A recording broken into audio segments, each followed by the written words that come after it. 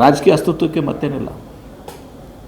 D K Shivakumar ಅವರು ಮುಖ್ಯಮಂತ್ರಿ ಆದಮೇಲೆ JDS ಅವ್ರಿಗೆ ವಿಶೇಷವಾಗಿ ಭಾಳಷ್ಟು, ಯಾಕಂದರೆ ಒಕ್ಕಲಿಗ ಒಬ್ಬ ಮುಖ್ಯಮಂತ್ರಿ ಆಗಿದ್ದಾರೆ. ಒಕ್ಕಲಿಗ ಇವರು ನಾವೇನೇ ಹೋಲ್ಸೇಲ್ ಅಂತ ತಿಳ್ಕೊಂಡ್ಬಿಟ್ಟಿದ್ರು. ಅವರು ಎಲ್ಲ ನಾವೇ ನಮ್ಮ ಕಡೆನೇ ಎಲ್ಲ ಪವರ್ ಆಫ್ ಅಟರ್ನಿ ನಮ್ಮ ಹತ್ರನೇ ಇದೆ ಅಂತ ತಿಳ್ಕೊಂಡ್ಬಿಟ್ಟಿದ್ರು. ಈಗ ಆ ಸಂಕಷ್ಟ ಪ್ರಾರಂಭ ಆಗಿದೆ. ಅದರ ಪರಿಣಾಮ ಇದು. ನಾವು ಸತೀಶ್ ಜಾರಕಿಹೊಳಿ ನಾವು ಕೂಡ ಸತೀಶ್ ಜಾರಕಿಹೊಳಿ ಸಿಂದಗಿ ಮತಕ್ಷೇತ್ರದಲ್ಲಿ ಅವರ ಇಲಾಖೆ 2 ಕಾರ್ಯಕ್ರಮಗಳಿದ್ದವು. ಬಿಜಾಪುರ ಬಂದಿದ್ದರು.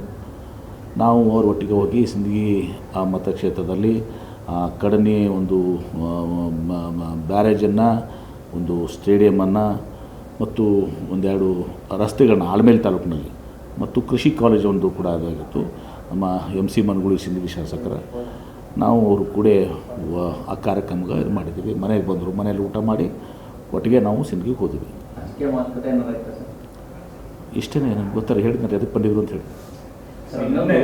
ಕುಮಾರಸ್ವಾಮಿ ಅವರು ಸರ್ DK ಶಿವಕುಮಾರ್ ಅವರಿಗೆ ಖಾಲಿ ಕುರ್ಚಿಯನ್ನು ಬೈರಮಂಗಲದಲ್ಲಿ ಹಾಕಿ ಸುಮಾರು 2-3 ಗಂಟೆ ವೆಯ್ಟ್ ಮಾಡಿದ್ರು ಸರ್. ಅದೆಲ್ಲ ಏನು ಡ್ರಾಮಾ ಮಾಡೋಕ್ಕೆ ಅದೊಂದು ನಾಟಕ. ವಿಧಾನಸೌಧಕ್ಕೆ ಬರಬೇಕು. ಸುಮ್ಮನೆ ಅಲ್ಲಿ ಹೋಗಿ ಅಲ್ಲಿ ಮಾತುಕತೆ ಆಗ್ತದಾ? ಬೈರಮಂಡಲದಲ್ಲಿ ವಿಧಾನಸಭೆಯಲ್ಲಿ ಕೂತ್ಕೊಂಡು ಮಾತಾಡಿ ಮುಖ್ಯಮಂತ್ರಿಗಳಿದ್ದಾರೆ, ನೀವು ಮಾಜಿ ಮುಖ್ಯಮಂತ್ರಿಗಳು. ಮತ್ತು ಹಿಂದೆ ನೀವು ನನಗೆ ಬಂದು ಭೇಟಿಯಾಗಿದ್ರಲ್ಲ, ಅದು ಯಾವುದೋ ನಿಮ್ಮ ಟೆಸ್ಟಿಂಗ್ ಸೆಂಟರ್ಗೆ, ಆವಾಗ ನೀವು ನನಗೆ ಬಂದು ಭೇಟಿಯಾಗಿದ್ರಲ್ಲ, ಈಗ ಯಾಕೆ ನಿಮ್ಗೆ ಹೋಗೋಕ್ಕಾಗಲ್ಲ ಮುಖ್ಯಮಂತ್ರಿ ಹತ್ರ? ನಿಮಗೆ ಇದನ್ನು ರಿಸಾಲ್ವ್ ಮಾಡೋದಿಲ್ಲ, ನಿಮಗೆ ಅದನ್ನು ರಾಜಕೀಯವಾಗಿ ಬಳಸ್ಕೊಳ್ಳೋದಿಲ್ಲ. ಅಲ್ಲಿ ಗಲಾಟೆ ಮಾಡಿ ಇದು ಮಾಡಿ ಗೊಂದಲ ಸೃಷ್ಟಿ ಮಾಡೋದಿಲ್ಲ ಅಷ್ಟೇ, ಮತ್ತೇನಿಲ್ಲ. ಸಾಕಿನ ವಿಪಕ್ಷ ಮತ್ತೆ ಬೇರೆ ವಿಷಯ. ಆ ರಿಪೋರ್ಟ್ ಅಲ್ಲಿ ಉಲ್ಲೇಖ ಆಗಿರುವ ಪ್ರಕಾರ ಎಲ್ಲೆಲ್ಲಿ ಭೂ ಸ್ವಾಧೀನಗಳ ಪ್ರಕ್ರಿಯೆ ನಡೀತಾ ಇದೆ ಅಲ್ಲೆಲ್ಲವೂ ಕೂಡ ಒಂದಷ್ಟು ಕಾನೂನು ಸುವ್ಯವಸ್ಥೆಯ ಪ್ರಶ್ನೆಗಳು ಬಂದಿದ್ದಾವೆ ಅನ್ನೋದು ಉಲ್ಲೇಖ ಆಗಿದೆ. ಸ್ವಾಭಾವಿಕವಾಗಿ ಬಂದಿರಲ್ಲ ಅಂತ ಹೇಳಿದಿಲ್ಲ ನಾನು, ಎಲ್ಲ ಕಡೆ ಬಂದಿರ್ತವೆ. ಮಾಡೇ ಮಾಡ್ತಾರಲ್ಲ ಸರಿಯಾಗಿ ನಿರಂತರವಾಗಿ. ಇದೇನು ಕಾಂಗ್ರೆಸ್ ಸರ್ಕಾರ ಬಂದ್ ಮಾಡ್ತಾ ಇದೆಯಾ?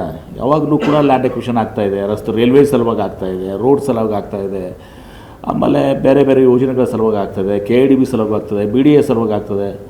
ಎಲ್ಲದಕ್ಕೂ ಗೊತ್ತೂ ಸಹ ನಾವು ಏರ್ಪೋರ್ಟ್ ಸಲುವಾಗಿ ಆಗ್ತದೆ. ಎಲ್ಲ ಕಡೆ ಲ್ಯಾಂಡ್ ಎಕ್ವಿಷನ್ ಆಗಲೇಬೇಕಲ್ಲ.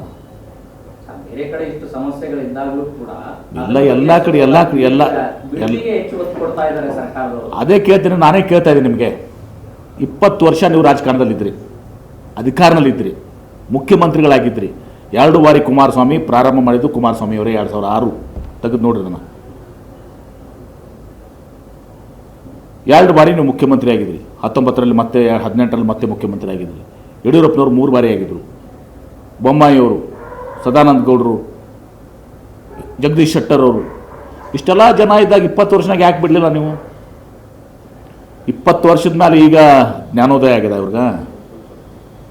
ಈಗ ಲೈಟ್ ಹತ್ತಿದಾಗ ಕಾಣ್ತದೆ, ವಿದ್ಯುತ್ ಶಕ್ತಿ ಇವ್ರು ಬಂದಿದ್ದು ಕಾಣ್ತದೆ ಬ್ರೈನ್ಗೆ.